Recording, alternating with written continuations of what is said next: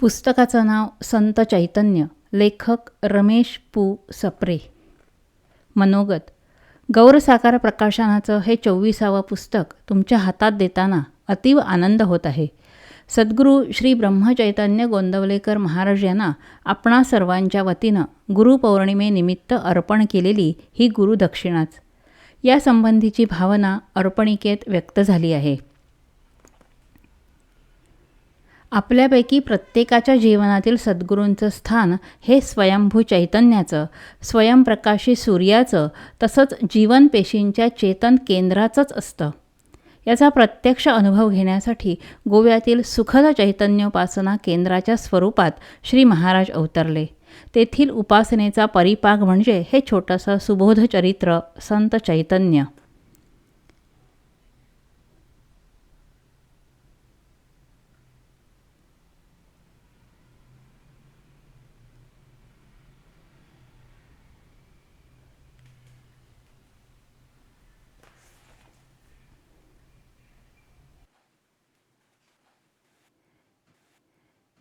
एक. बोले तैसा चाले त्याची वंदावी पाऊले.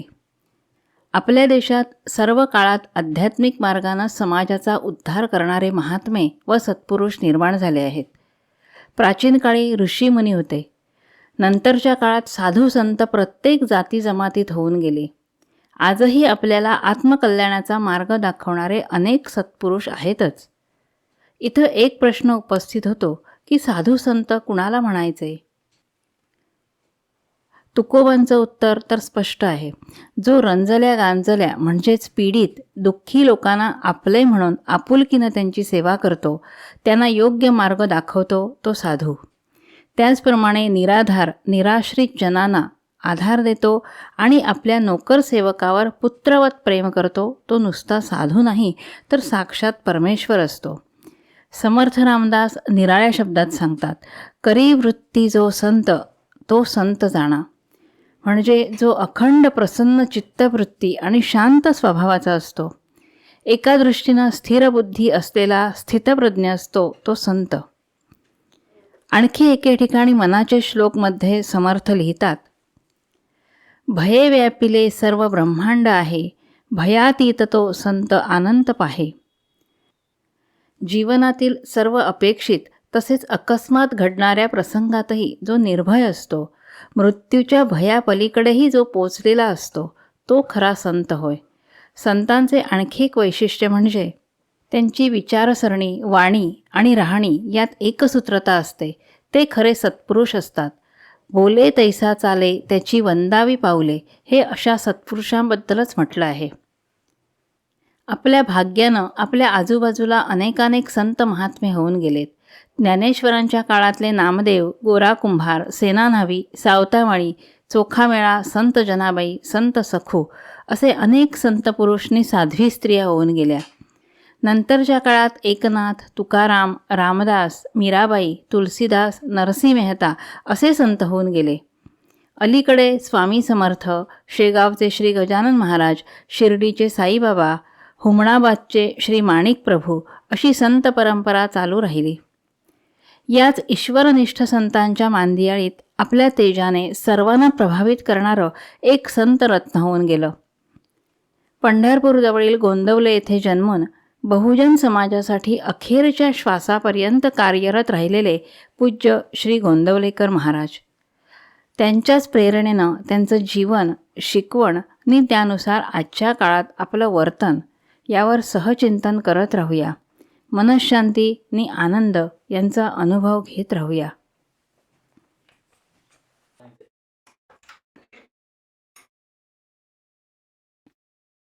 2. शुद्ध बीजापोटी. शुद्ध बीजापोटी फळे रसाळ गोमटी हे संतवचन आपण एखाद्या म्हणीसारखं वापरतो. त्याचा शब्दार्थ सोपा आहे. फळांचं सुंदर असणं हे त्याच्या बीजावरच अवलंबून असतं. विषारी बी पेरलं तर त्याला विषारी फळच लागणार. या उलट अमृताचं बीज पेरलं तर त्याला फळही अमृताचीच लागणार. या वचनाचा भावार्थ मात्र सखोल आहे. एक म्हणजे ज्या बीजापासून वृक्ष बनून पुढं त्याला फळं लागतात, त्या फळातच पुढच्या अनेक वृक्षांची बीजं असतात. तशीच सकस नि रसाळ. म्हणतात ना, you can count seeds in an apple, but you cannot count apples in a seed.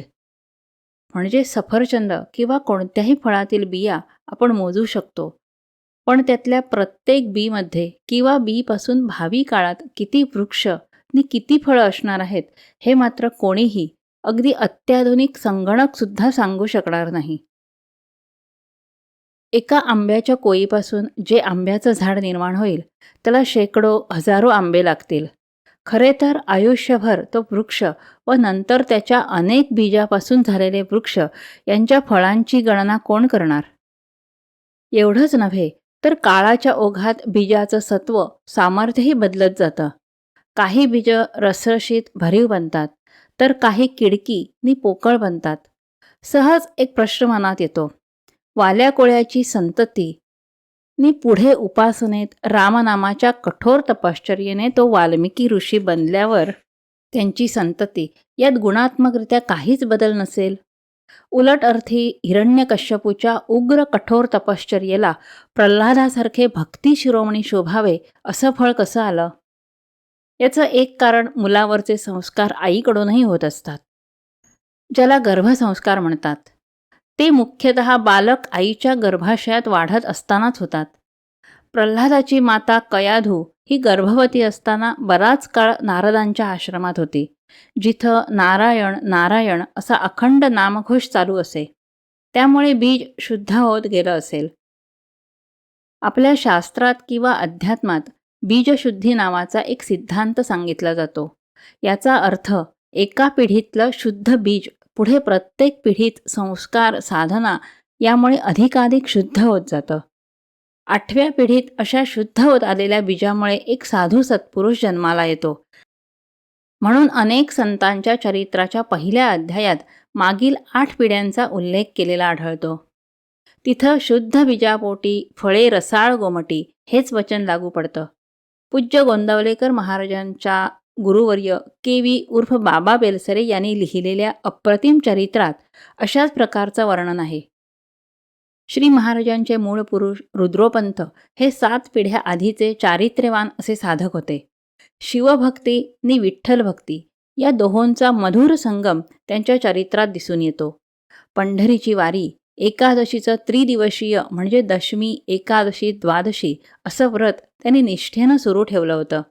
या वंशातले नंतरचे सात्विक पुरुष म्हणजे लिंगोपंत हे श्री महाराजांचे आजोबा, ज्यांचा अनुकूल प्रभाव त्यांच्या प्रिय नातवावर पडला होता. पूज्य गोंदवलेकर महाराजांचा जन्म अनेक वर्षे उत्कटतेनं नि आस्थेनं केलेल्या एकादशी व्रताचे फळ म्हणून माघ शुद्ध द्वादशीला झाला. एका अर्थी व्रताचं पारणं फार उत्कृष्ट रीतीनं साजरं झालं होतं. श्री महाराजांच्या रूपात एक रामभक्तच नव्हे, तर रामनाम अवतारच जन्माला आला होता. विठोने शिरी वाहिला देवराणा, तया अंतरी ध्यासरे त्यासी नेणा. समर्थ रामदासांनी विचारलेल्या या प्रश्नाचं जणू मूर्तिमंत उत्तर म्हणूनच श्री गोंदवलेकर महाराजांचा अवतार झाला. जिथं श्री राम मंदिर स्थापन केले, तिथे शेजारी सहस्रनाम तत्तुल्यम रामनाम हे गरजून सांगणाऱ्या शिवाच्या लिंगाची स्थापनाही श्री महाराजांनी केली.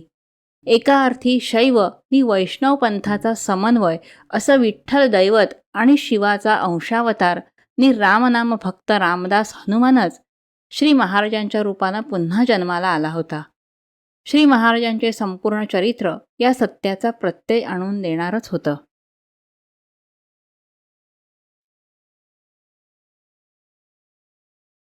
3. नाम हाची श्वास, नाम हाची ध्यास. श्री गोंदवलेकर महाराजांचं घर ही भक्तिभावाची त्रिवेणीच होती. वारकरी संप्रदायाची पंढरीच्या वारीची गंगा त्यांच्या घराण्यात काही पिढ्या अखंड वाहत होती. वैष्णव पंथाची, विष्णूचा साक्षात अवतार असलेल्या श्रीरामाची नि शिवावतार असलेल्या रामकृष्ण हनुमंताची भक्ती या रूपात प्रेमभावाची यमुनाही निरंतर हेलावत होती. तर भागवत संप्रदायाचा ग्रंथ शिरोमणी भागवत तसेच अन्य भगवंत अवतारांच्या भक्तांच्या चरित्राच्या श्रवण पारायण अध्ययनाची सरस्वतीही प्रकट रूपात प्रवाहित झाली होती. श्री महाराजांच्या अगदी घराजवळून वाहणारी माणगंगा जणू या त्रिवेणी संगमावरचं तीर्थक्षेत्र बनलेल्या प्रयागाचे पावित्र्य तिच्या काठी वसलेल्या गोंदवल्याला आपल्या थेंबाथेंबातून लहरीतून प्रदान करत होती. म्हणूनच पूज्य महाराजांचे पट्टशिष्य, स्वतः अनुभवी नि अधिकारी असलेले संत ब्रह्मानंद महाराज म्हणतात, गोंदावले ऐसे भुवन सद्गुरूंचे जन्मस्थान, गोंदावले ऐसे क्षेत्र सोडून जावे का इतरत्र, अहो माणगंगेचिया तिरी लोळताती मुक्तिचारी, ब्रह्मानंद सांगो किती सद्गुरु विण नाही गती. गोंदावल्याची क्षेत्र पुण्याई नि सद्गुरू श्री महाराजांची महती किती अप्रतिमरित्या सोप्या शब्दात या रचनेत सांगितले. श्री महाराजांचं पाळण्यातलं नाव होतं गणपती. सारे प्रेमाने त्याला गणू म्हणायचे. पुढे स्वतःचा उल्लेख करायचा झाला तर श्री महाराज म्हणायचे, गणूबुवा रामदासी. घराण्याचं मूळ नाव घुगरदरे नि गाव वावर हिरे. पुढे त्यांचे पूर्वज जवळच असलेल्या गोंदावले नावाच्या गावात स्थायिक झाले. त्यांना त्या भागातील शेतकऱ्यांकडून सारा म्हणजे कर गोळा करून सरकार दरबारी जमा करण्याचं कुलकर्णी पदाचं काम मिळालं, म्हणून ते कुलकर्णी बनले. पुढे सात्विक वृत्तीच्या प्रामाणिक असलेल्या लिंगोपंत यांचे काम पाहून त्यावेळच्या इंग्रज सरकारने काही जमीन इनाम म्हणून दिल्याने ते इनामदार बनले. पण नंतर श्री महाराजांच्या चैतन्य प्रभावामुळे आणि सक्रिय वास्तव्यामुळे सारे गोंदवलेकर महाराज या नावानेच ओळखू लागले. श्री महाराजांच्या आजीचे नाव राधाबाई. नावाप्रमाणेच प्रेम आणि सेवेची ती ग्रामसरिता म्हणजे एका अर्थानं साऱ्या गावाची पोषण करणारी नदीच होती. स्वतः रामनाम करत होती, इतरांनाही नाम घ्यायला प्रवृत्त करत होती. श्री महाराजांचे माता पिता म्हणजे चैतन्य मूर्तीच. घरातलं कुलकर्णीपण करण्यात त्यांना रस नव्हता. वृत्ती आध्यात्मिक होती, म्हणजे अत्यंत उच्च भावावस्थेत असल्यामुळे रावजींबद्दल सर्वांना आदर होता. पण अशा उदासीन वृत्तीमुळे संसाराचा गाडा त्यांची पत्नी म्हणजेच श्री महाराजांची आई गीताबाई यांनाच चालवावा लागे. ते काम त्या अतिशय सहज आणि समर्थपणे करीत असत. त्यांच्या माहेरीच रामनामाचा चाळा त्यांना लागला होता. दासबोधाचे वाचन आणि अखंड रामनाम यामुळे आपल्या पुढे मागे वर खाली सर्व दिशांनी हनुमानच वावरत असल्याची त्यांची श्रद्धा होती. एवढंच नव्हे तर कुणीतरी आपल्या कानात अखंड रामनाम गुणगुणत असल्याची अनुभूती त्यांना वारंवार येई. हे पाहून 2 घटनांचे स्मरण होते. एक म्हणजे काशी क्षेत्रात जीवनाच्या अंतिम क्षणी किंवा अखेरच्या श्वासाच्या वेळी स्वतः काशी विश्वेश्वर त्या व्यक्तीच्या कानात रामनामाचा घोष करतो आणि त्याला मुक्ती देतो. त्याचप्रमाणे गीताबाई कानात दुमदुमत असलेल्या अखंड रामनामामुळे जीवनमुक्त अवस्थेत असायच्या. दुसरं उदाहरण कबीराचे, जो आत्मविश्वासाने म्हणतो, राम हमारा जप करे हम बैठे आराम. आराम बैठे म्हणजे आरामात सहजावस्थेत असणे हा एक अर्थ, तर आ म्हणजे सर्व काळी सर्व स्थळी सर्व दिशांनी ऐकू येणाऱ्या रामात म्हणजेच रामनामात व्यस्त राहून सगळी संसारातील कर्तव्य पार पाडायची. अशा सात्विक सोज्वळ आजी आजोबा नि माता पित्यांचा वारसा लाभलेला पुत्र म्हणजे आपले श्री महाराज अक्षय रामनाम घेणारे नामावतार न बनतील तर नवल. खरोखर रामनाम हा श्री महाराजांचा श्वास होता, निश्वास होता. रामनामावरच त्यांचा विश्वास होता. तोच आयुष्यभर चाललेला त्यांचा ध्यास होता, प्रयास होता, अभ्यास होता.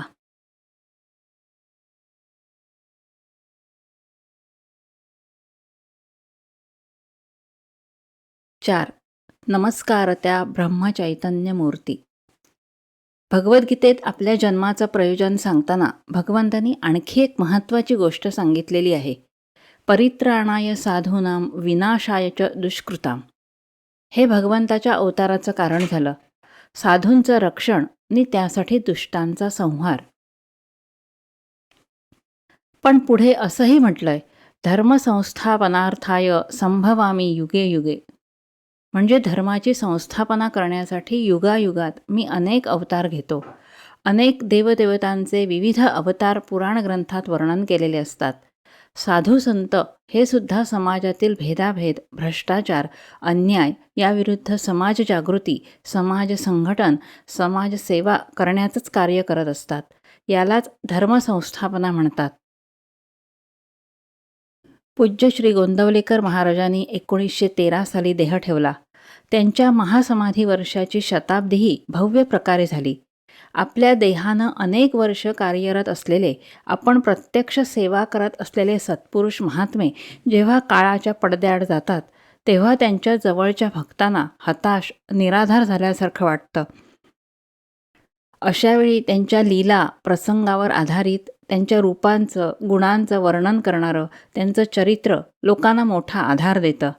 सर्व संत, सत्पुरुषांची अशी चरित्र लिहिलेली आहेत. त्याचे भाविक भावपूर्णतेनं वाचन करतात. या सद्गुरू लीला वर्णन करणाऱ्या ग्रंथाची पारायणं करतात. पूज्य श्री गोंदवलेकर महाराजांचा भक्तवर्गही अमाप आहे. श्री महाराजांनी आपणहून ज्यांना कवित्वाचा महाप्रसाद म्हणून नारळ देऊन अनुग्रह दिला होता, त्या श्री गोपाळबुवा फडके यांनी लोक आग्रहास्तव प्रथम 13 श्लोक रचले. प्रत्येक श्लोकाची अखेरची ओळ होती, नमस्कार त्या चैतन्यमूर्ती. म्हणून या 13 श्लोकी रचनेला लोक म्हणू लागले नमस्कार त्रयोदशी. या 13 श्लोकांच्या धारातून प्रवाहित होतं श्री महाराजांचं जीवनचरित्र. पहिला पूर्ण श्लोक असा: महारुद्र जे मारुती रामदास, कली माझी जे जाहले रामदास, जना उद्धराया पुन्हा प्राप्त होती, नमस्कार त्या ब्रह्मचैतन्यमूर्ती. या श्लोकाचा अर्थ सरळ असला तरी काही संदर्भ महत्त्वाचे आहेत. प्रभू श्री रामचंद्राच्या 3 अनन्य दासांचा उल्लेख येथे आला आहे. पहिले त्रेतायुगातल्या श्रीरामाचे चिरंजीव आदिदास म्हणजे महारुद्र हनुमान. त्यानंतर कलियुगात जन्मालेले समर्थ रामदास. तेही हनुमंताप्रमाणे सर्वस्व समर्पण करून श्रीरामाला, रामनामाला अनन्य भावानं शरण गेले होते. त्यांच्यानंतर जन्माला आले ते श्री ब्रह्मचैतन्य गोंदवलेकर महाराज. हे तर साक्षात नामावतारच. आपल्या नातवाच्या संदर्भात आजोबा लिंगोपंत एक शब्द अनेकदा वापरत. ते म्हणायचे, आमचा हा नातू गणू एक योगभ्रष्ट पुरुष असावा. हल्ली भ्रष्ट शब्द ऐकला की एक नकारात्मक चित्र डोळ्यासमोर उभं राहतं.